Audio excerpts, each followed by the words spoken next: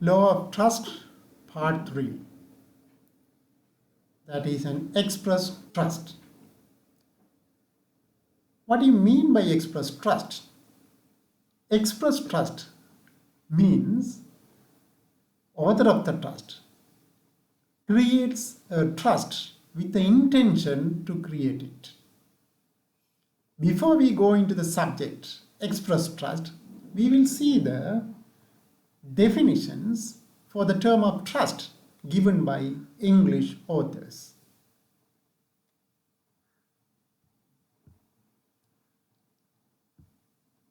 The word trust known to us later days, but ancient time it was known as use.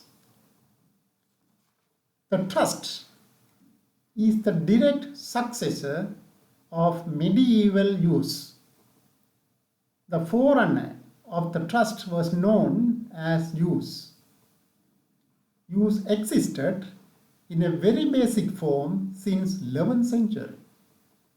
By 13th century, however, the use had become more sophisticated. At the heart of use, it was the conveyance of the property to a third party. He was known as fee to users, subject to the proviso that the property was to be held for the benefit of a beneficiary. He was known as sesquiu use. In this way, the use fragmented legal and equitable ownership. The fee was usually a passive recipient of legal title and held under the duty to account for the profit to the beneficiary. In some cases, fee would be under the positive duty to convey the property to another. Whatever it is, trust is an obligation or the responsibility imposed on one in whom the confidence is reposed or placed. It is a confidence reposed in a person by conveying to him the legal title to the property, which he is to hold for the benefit of another person or another. The concept of law flows from the faith of one person in the honesty and integrity and reliability of another person. If a person, out of the free will, entrusts his property to the care of another person for a specific purpose or the period, that other person has to uphold. The other person has to uphold the trust reposed in him. His obligations include the protection of the rights of ownership in the property, preservation of property in accordance with the intentions of the owner of the trust, and asking all steps to safeguard the property and the interest therein. The person holding the property binds himself with the owner in a fiduciary capacity, conceptually holding trusteeship. When you see these definitions, now, before we go into the definition part, here in the slide here, English law of trust stipulates dual ownership of trust property. Legal title vests with the trustee, while equitable title vests with the beneficiary. There are two different ownerships: equitable ownership, legal ownership.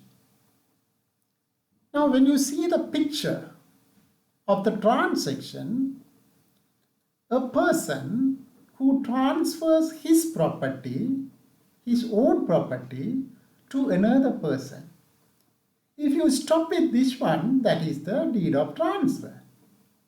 Absolutely, the property transferred to some other person who has the full power to enjoy the property or dispose of property. But here, a transfer the property, or a person transfers his property to another person, but the beneficial interest should go to another person. Then the property transferred absolutely for another person, subject to trust. That's why the legal title is vested to the trustee, but the equitable title is vested to the beneficiary. That's why this is a dual ownership of trust property. Then we see the definitions given by different English authors here. Justice Story said that a trust, in the most enlarged sense, may be defined to be equitable rights, title or interest in the property distinct from legal ownership thereof. Then when you talk generally, what we have studied up to now, there's an ownership of the property. That's over.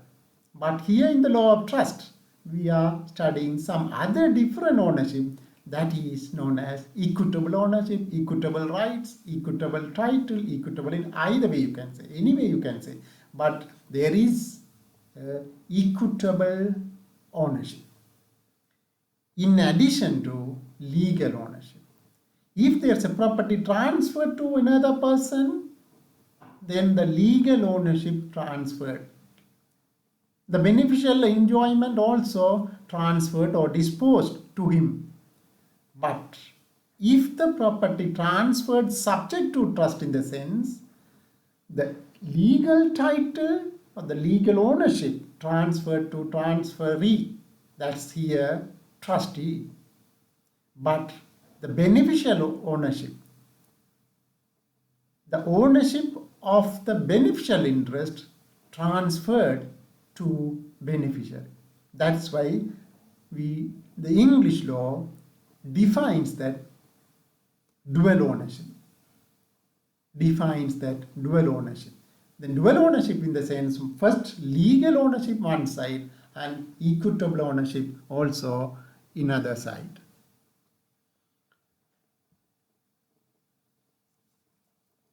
Now we will see some more definitions. Lord Lindley said that a trust has equitable obligation to deal with the property in a particular way. That's a particular way is the mechanism here. One person transfers his property to another person subject to the condition. What is the condition there? He must hold the property. The transferee must hold the property for the benefit of number of people known as beneficiary.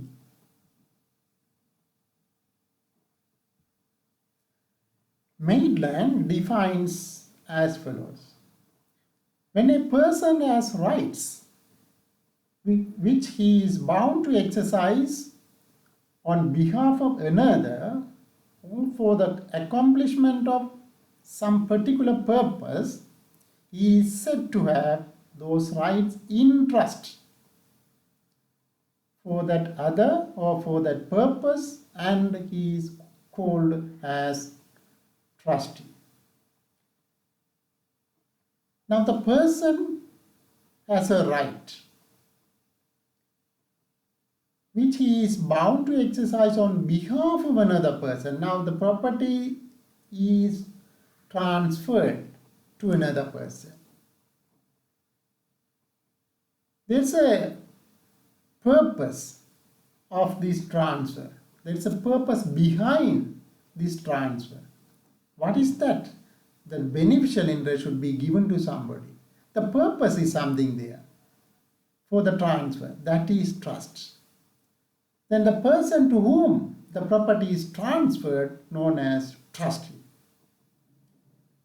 Then the Underhill, author known as Underhill, said that a trust is an equitable obligation, either expressly undertaken or constructively imposed by court.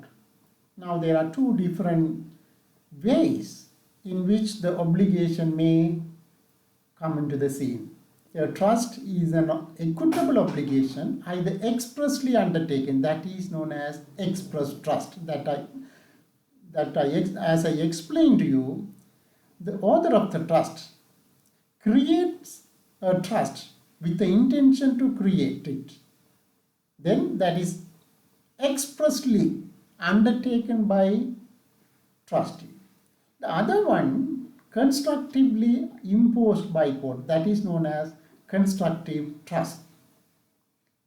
Constructive trust in the sense, there are circumstances in which there are some transactions. Those transactions amount to the trust by the declaration of court.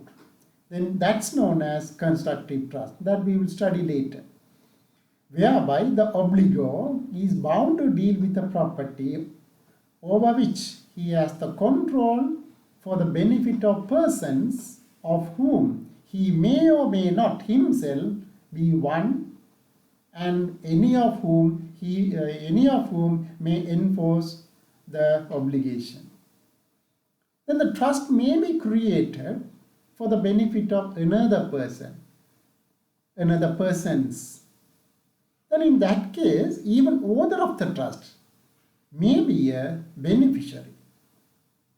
That's why the Underhill defines that a trust is an equitable obligation, either expressly undertaken or constructively imposed by the court, whatever it is, two situations, whereby the obligor is bound to deal with the property over which he has the control for the benefit of persons of whom he may or may not himself be one. That means the author of the trust may be a beneficiary.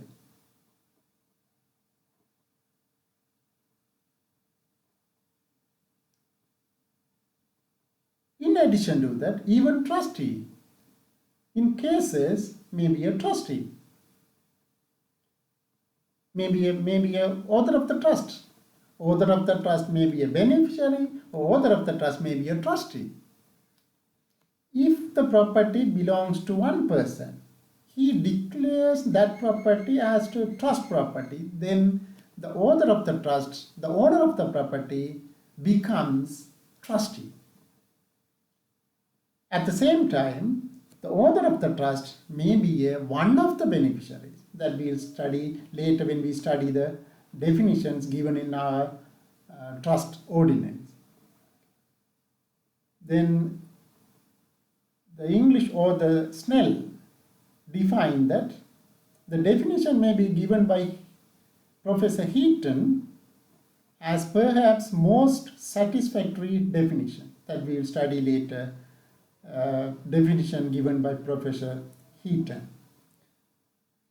Halsbury defines as follows: a trust in a modern and confined sense of the word is a confidence reposed in a person with respect to a property of which he has the possession or over which he can exercise a power to the intent that he may hold the property or exercise the powers for the benefit of some other persons, or sometime maybe for the object or the purpose. Halsbury defines in a different way a trust relationship. Trust relationship is that which arises where the property is vested in a person or persons which they are obliged to hold in a continual dominion for the accomplishment of particular purpose. or particular number of persons according their directions. Such person being given by equity a quasi-proprietary right to the common law right of ownership. Lord Coke define as follows: a trust may be said to be a confidence reposed in some other, not issuing out of the land, but as a thing collateral annexed to the privity to the estate of the land, and to the person touching the land, for which sesquicu trust has no remedy, but by Sefina in the Chancery. Then these are the definitions given by different authors. But when you summarize all these definitions given here, simply we can say a trust. When you say a trust, a person transfers his property, his own property, to another person, subject to the condition that he must hold the property, the transferee must hold the property for the benefit of certain number of persons. Those persons known as beneficiary. Then the ultimate idea here, there is a confidence reposed by one person to another and enforceable in the court of law. What we have studied in your law of contract. What is known as contract? There are some promises made by parties and also enforceable in a court of law. Now here Professor Heaton's definition given. A trust may be said to be a relationship which arises wherever a person called the trustee is compelled in equity to hold the property, whether real or personal, and by legal and equitable title for the benefit of some other person. Or sometimes it may be for the objects permitted by law. That we will study later, the lawful purpose. Now for the timing we say permitted by law, in such a way that the real benefit of the property accrues not to the trustee but to the beneficiary or the purpose for which it is granted or it is given. The clear idea is the trustee is compelled in equity hold the property. But in express trust, very clearly we must understand this point. Even though trustee is compelled in equity hold the property, in the first point, when the author of the trust creates a trust, the trustees are free to renounce. But once the trustee is accepting or trustee accepted the trust, then he can't just go out of this trust. That's why here trustee is compelled in equity hold the property because already he accepted the trust. Then he is compelled in equity hold the property for the benefit of some other person or sometimes for the benefit of some purpose or whatever it is. Then the trust is an obligation whereby the trust is bound to perform or forbear some acts for the beneficiary. This obligation has peculiar feature because there is an obligation. Trust is bound to perform for the beneficiary. The obligation must relate exclusively to the property. Property is the base here, the ownership of which vests in the trustees. As we have seen, legal ownership, equitable ownership. When the property transferred to the transferee for the purpose of creating a trust, then the ownership vested in the trustee. Who is the legal owner? Trustee is the legal owner. Now, obligation not so related cannot be a trust. This is the core issue here, or key issue here. The obligation must relate to a property. Property must be there. The obligation should be attached to the property or ownership of the property. Then the ownership vested to the trustee. If there is no such obligation, then there is no trust at all. Moreover, like English law, the definition of term of expression trust recognize duplicate ownership or dual ownership that we have seen, equitable ownership and legal ownership. Legal ownership always vested on the trustee. The equitable ownership vested in these beneficiaries. That's when the court said that trustee is not merely a nominal member, but is a full owner, absolute owner of the property. Then second thing, the obligation must arise out of the confidence which the author of the trust reposes in the trustee. Then always obligation arising out of the confidence reposed by author of the trust.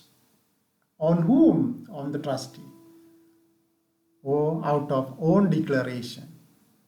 There may be two different situations. Now the property transferred to the transferee, who is known as trustee, subject to trust. Then he must hold the property. The trustee must, or the transferee must hold the property for the benefit of beneficiary.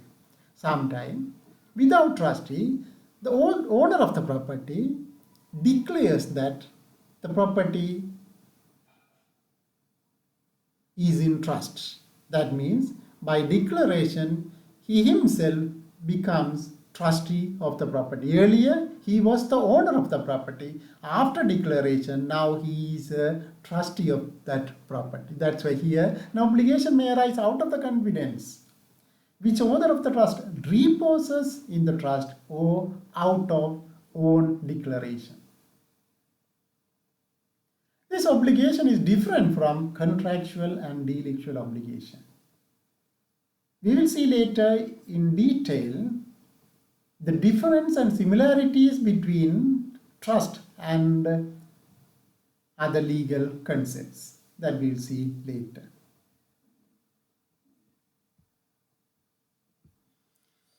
Now here in this case, the court said that it is a fiduciary obligation voluntarily accepted by trustee.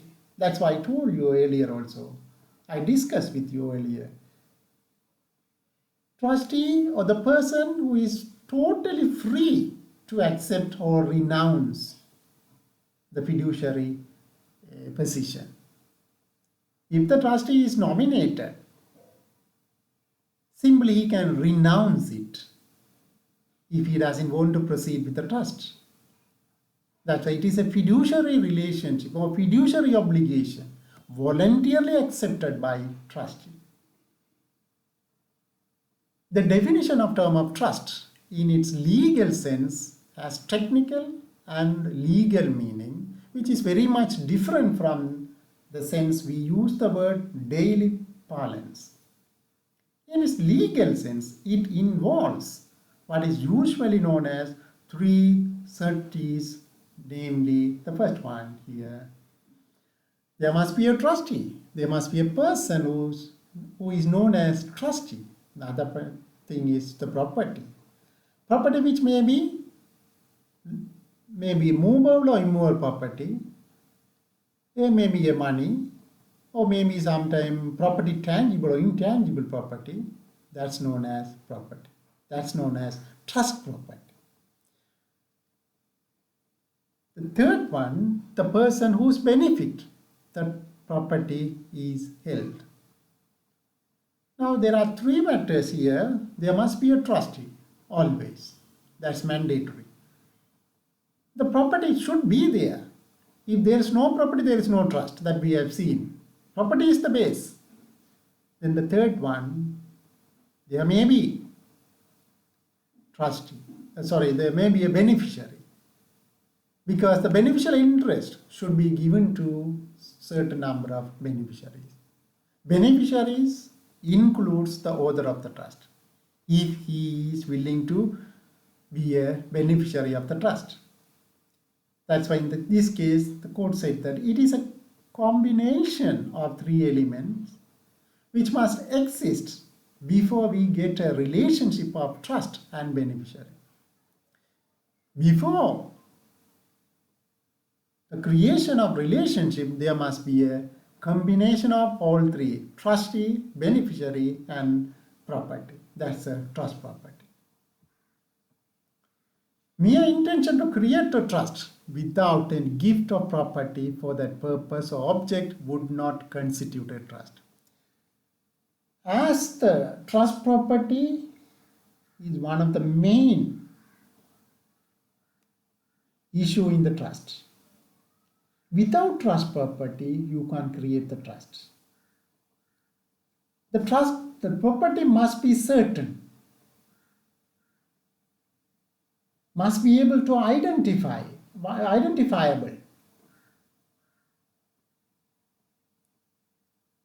That's why here the court said mere intention to create the trust without giving a property, without any gift of property for that purpose or object, would not create trust. Then always there must be a property.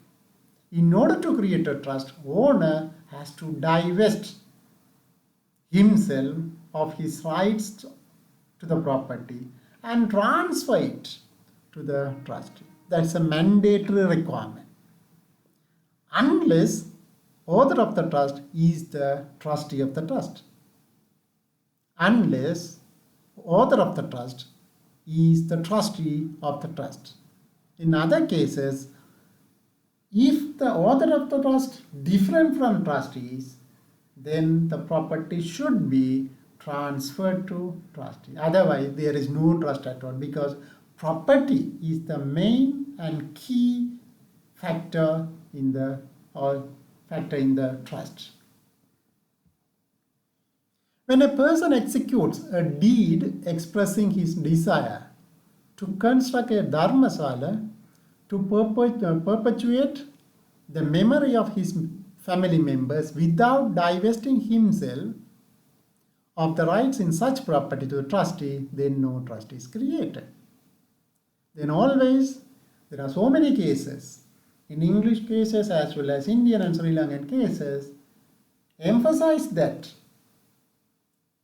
the property, there must be a property, then the rights or the ownership of the property should be transferred to transferee. Now, certain cases, we just do some transaction or we try to fulfill some requirements by which trust is created. Now, sometimes in the finance companies and banking sector, when you join in a service as an employee of these companies, finance companies or banks, then there may be a requirement to deposit certain amount of money. When the security deposits made by agent or the employee or lorry drivers or lorry owners with the transport company had intended that deposits were made were to be held by the company in their hands for the benefits of depositors, and there was segregation of deposit amount. That's very important. Not only we deposit the money in the bank or wherever. In addition to that, there should be a segregation of deposit. The money deposited, say suppose I am going to join the bank. Then the bank regulations or the requirements, in terms of the requirement, I must deposit a certain amount of money. I deposit that money. Then that's one thing is happening here. I deposited. That's a security deposit that I made there. And second thing, there must be a segregation of such deposit. Then the deposit should be kept in a separate account Further, no payment of interest was made, and the commission account were kept separately. In those cases, it was held that company must be held to be treated as trust. Then the company is the trustee, the person, the employee are the beneficiary of the trust. Then the trust is created by certain transaction. In this case also we can see the debtor constituted in writing a committee for paying off his creditors, but did not divest or did not vest any property to the committee, nor was any power of management or deposition of property or collection of money. In those cases, simply there is no trust at all. There was no trust at all because the property must be there, that property should be divested. Divested to the trustee, then only we can say there is a trust. The court is to look into the intention of the author of the document, whether there is a trust is created or not. Then how to identify the intention of the author of the trust? That's a little bit difficult part. Now in criminal law that we have studied, in the criminal law also always intention is the major issue that should be proved. If a person does something with the intention to commit offense, we have done that. Likewise here also, court is to look into the intention of the author of the document. Author has executed one document. From the document we must see whether trust is created. Then how can we identify? The words and phrase employed in the document should be interpreted in a way to identify whether there is a trust is created.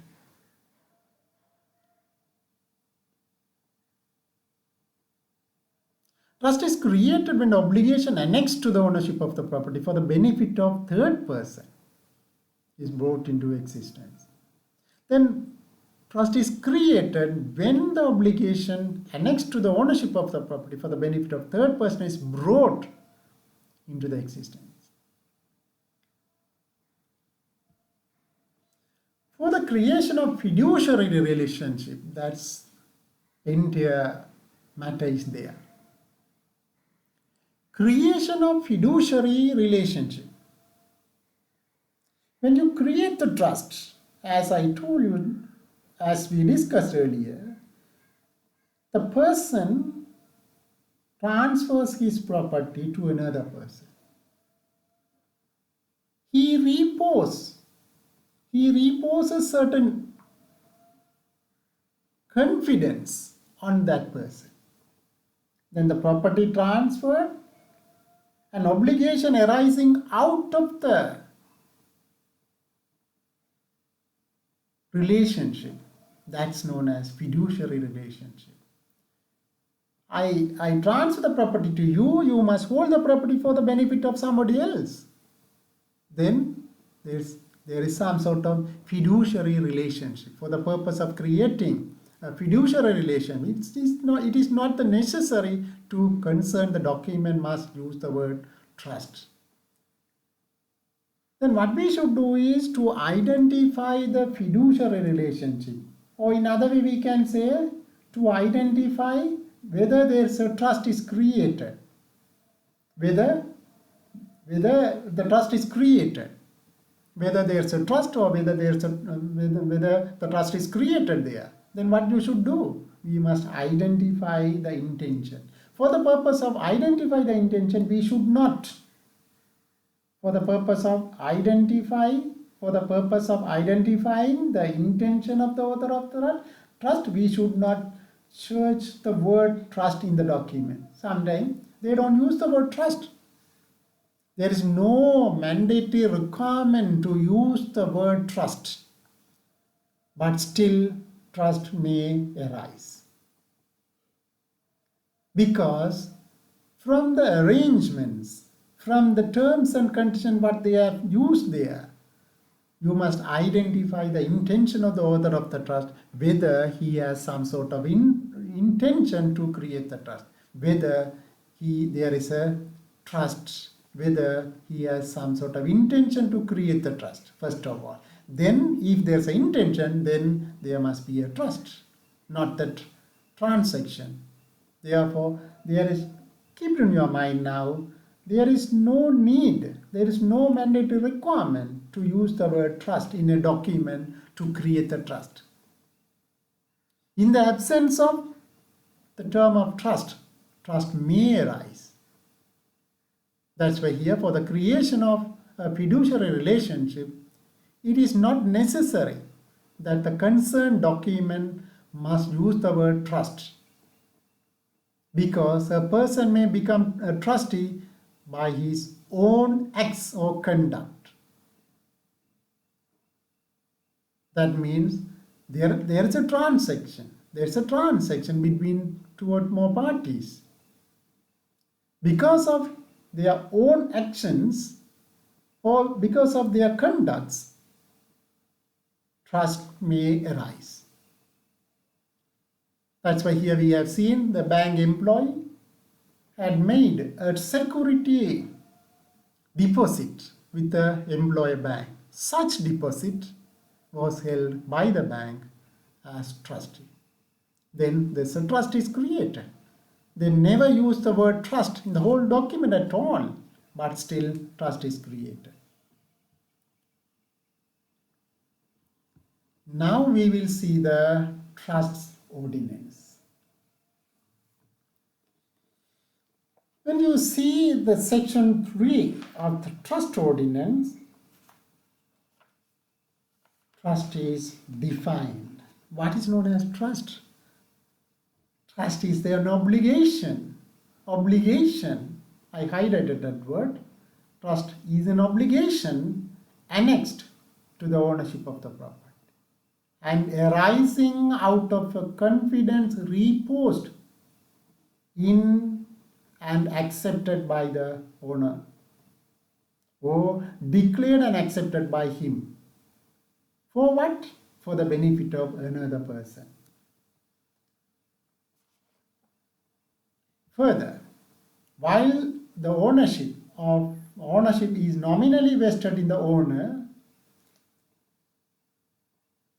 right to the beneficial interest or beneficial enjoyment of the property is vested in such other person, or such other person concurrently with the owner of the trust, owner of the property.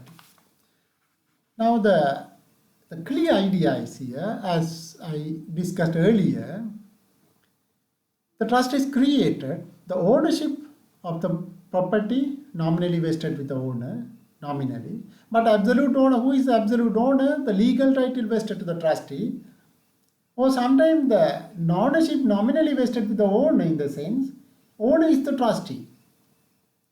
Maybe some cases we have seen, the author of the trust or the owner of the property transfer the property to another person for the benefit of some other people, including author of the trust. Then above definition emphasizes the ideas of confidence, legal ownership of the trustee, and beneficial ownership of the beneficiary, sesquique trust. Sesquique trust. The definition emphasizes the confidence. That's why we have seen that an obligation annexed to the first of all, there must be an obligation arising out of the confidence reposed in accepted by author of the trust. Arising out of the confidence reposed in and accepted by author of the trust for the benefit of another person or another person. Another person plus or the owner of the property or author of the trust. Then all these in a combination of obligation arising out of the confidence reposed in a person known as trustee for the benefit of beneficiaries known as trusts. Then we will see some other definitions given to this different terms of expressions. Now the first place, the person who reposes or declares the confidence is known as author of the trust.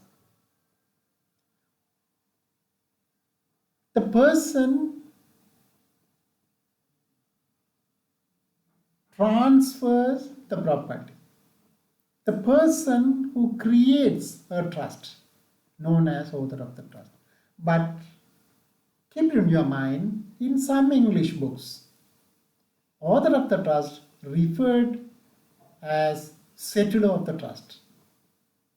Either way you can use it, settlor of the trust or author of the trust. But keep in your mind, in our trust ordinance, it is referred as author of the trust. But in the English book, when you read that, you must keep in your mind that's the settlor of the trust. Then the person who accepts the confidence known as trustee, there is no problem, that we have seen also. But the beneficiary, who is known as beneficiary. Now the definition substituted by an amendment, Act number 6 of 2018. But before that, before 2018, the beneficiary was defined as like the person whose benefit the confidence is accepted, known as beneficiary. Simply, the person whose benefit the confidence is accepted, whose benefit is accepted. Now, that definition repealed and substituted new definition. Now we must read that one. Beneficiary means a person or a defined and definitely ascertainable group of persons for whose benefit the confidence is accepted. What's the difference between the earlier definition of for the term of beneficiary and present definition substituted by Act number 6 of 2018. Now in this one, when you see here, beneficiary means a person or the defined or definitely ascertainable group of person. Because in the case of charitable trust, the trust is created for the public, for the benefit of general public. But still, in terms of this definition, the beneficiary must be identifiable. That's why a defined or definitely ascertainable group of person, even the group of class of person must be able to identify who is the people getting a benefit out of this trust. That we will see later also. Now we will move to the other definition given to trust property or trust money, that is a subject matter. That's a core issue in the subject. That's a real fact in the trust is something like that's very, very important in the creation of trust property. Then the beneficial interest or interest of the beneficiary is the right against the trustee as an owner of the trust property. Who is the owner? That's clearly given in the trust ordinance itself. Who is the owner of the property? Trustee as owner of the trust property. Then the right beneficial interest is a right belongs to beneficiary against the trustee, because trustee must hold the property not for his benefit. The benefit should go to the beneficiary. What is known as the instrument? Instrument is the document by which the trust is declared is known as instrument of trust. Instrument of trust in the sense that is the deed of trust. That's a deed of trust. Now here the words confidence reposed in are the key words for the formation of trust. Trust is a gift property or the interest in the property to the individual or group of individuals or an institution through an instrumentality of trustee. That's the instrument is here, that's the tool. Trustee is the tool in between the trustee, in between the property and the beneficiary. Trustee is a tool by which we can get the beneficiaries getting a beneficial interest. That's why we use the word through the instrumentality of trustee. Trustee is bound to hold the property for the benefit of beneficiary. There is no doubt. He can't use the property for his own benefit. Trustee should not use the property for his own benefit. It is a breach of trust and punishable, that we will see later.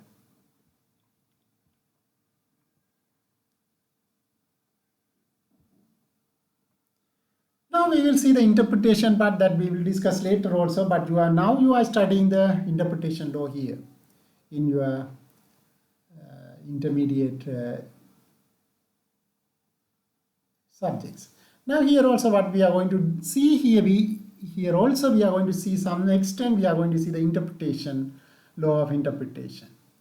Now when you talk about interpretation, sometime you would have seen in the legislation or piece of legislation, if you turn the page, it must be at the end of the legislation in Sri Lanka, but in UK and Australia and some other countries, when you see, it must be the section 2. But fortunately for our trust ordinance, it's a section 3 of the trust ordinance defines, that is known as interpretation clause. In this case, it was stated that the word is defined in the interpretation clause. Prima facie definition governs wherever that word is used or employed in the body of the statute. That's clear, that everybody knows that.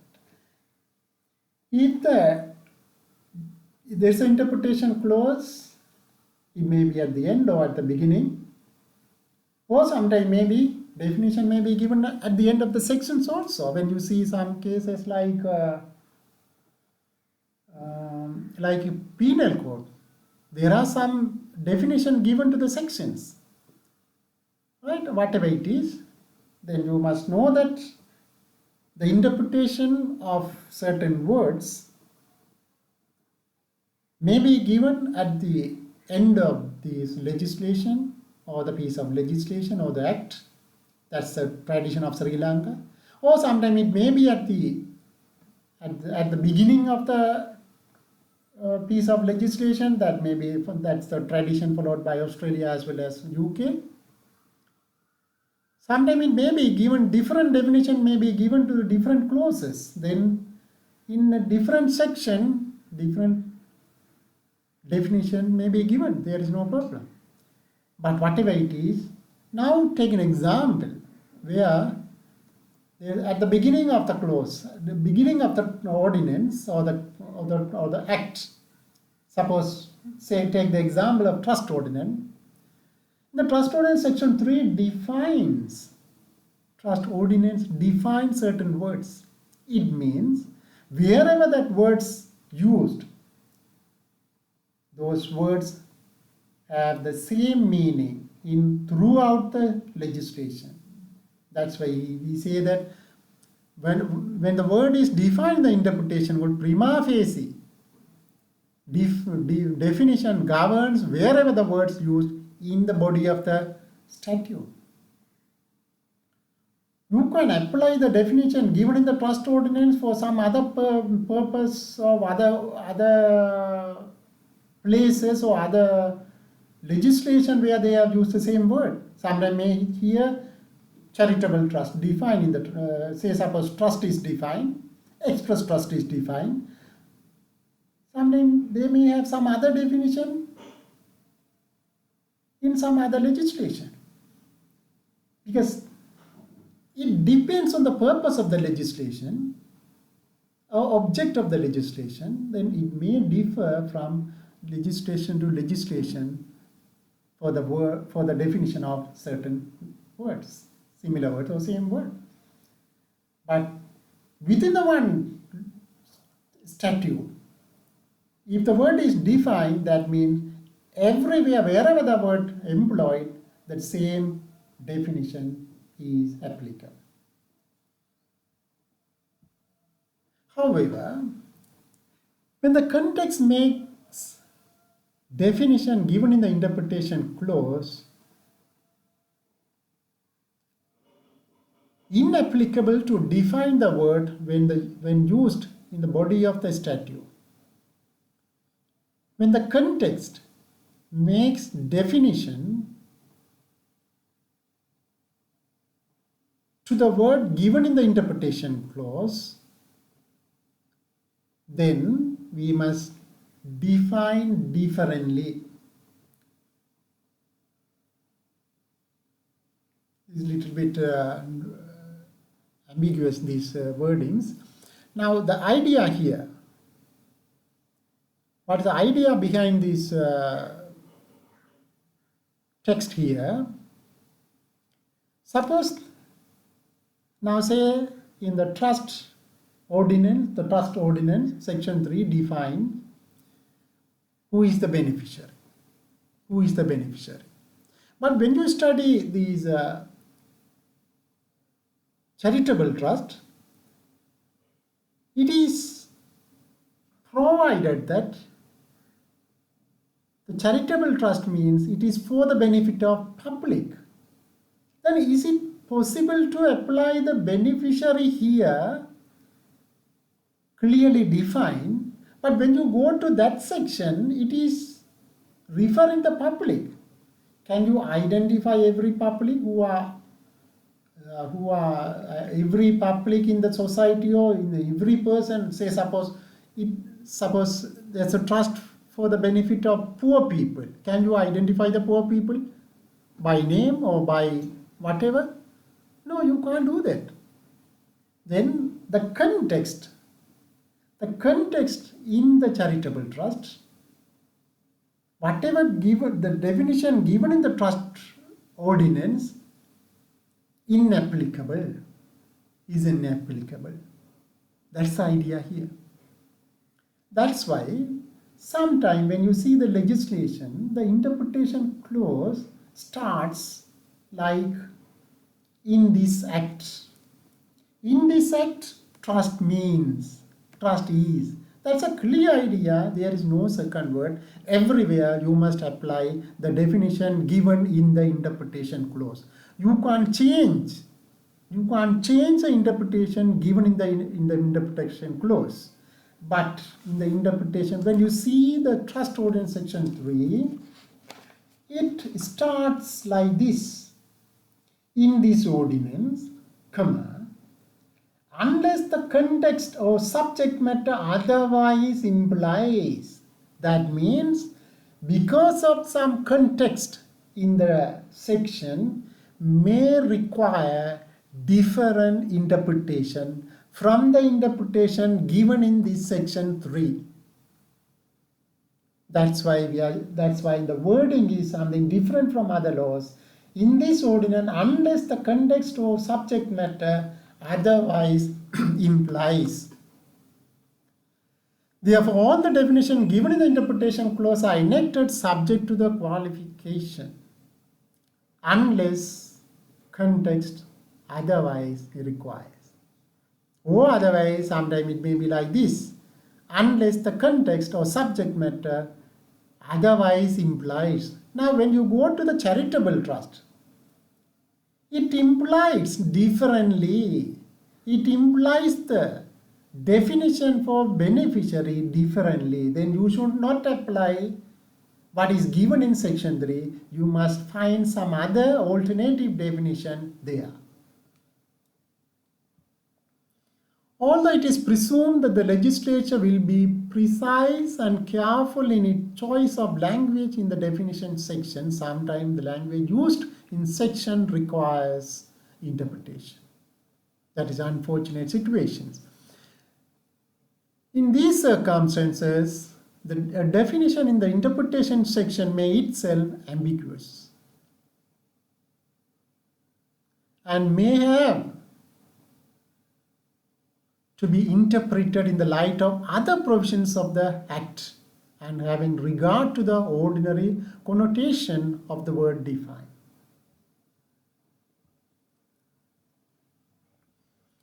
The definition in the interpretation section is not to be read in isolation. If there is an ambiguity of the word which is defined in the interpretation clause, you should not read that word in isolation. Then what you should do is, but it must be read in the context of phrase where it defines, realizing that functions of the interpretation section in the statute is to give precision and certainly to the word and phrase which would otherwise be vague and uncertain, but not to contradict it or supplant to it another one, or supplement or substitute another one for that purpose. Then what we should do is, when you do the interpretation, here also we will study when we study the charitable trust in relation to the beneficiary, some extent we will accept the definition given in the interpretation clause, but in the case of charitable trust we don't accept it because it is for the benefit of public. Then when you say a person, that's fine, but identifiable, whether the public, the poor people, as I told you the example, the trust for the poor people, charitable trust for the poor, then how to identify the poor people? That's very difficult. That's why even though the definition given in the interpretation clause, when the context of the section, that's the charitable, section 99, requires differently, then in those cases we must deviate from the definition given in the section 3 of the trust ordinance. We will apply different definition there. Now you no need to worry about that because we will study charitable trust separately and in very detail. Now no need to worry about that. Now that is the end of definition part here, and also what we have studied, simply we can see we have defined the word trust, what is known as trust, and we have seen the English authors' definitions. Mainly we have seen the section 3 of the trust ordinance, which defines very clearly what is known as trust. An obligation annexed to the property arising out of the confidence reposed by author of the trust for the benefit of third person. Sometimes for the benefit of beneficiary, sometimes the beneficiary includes beneficiary, the group of beneficiary includes author of the trust also, it doesn't matter. That is the end of this lecture. Thank you.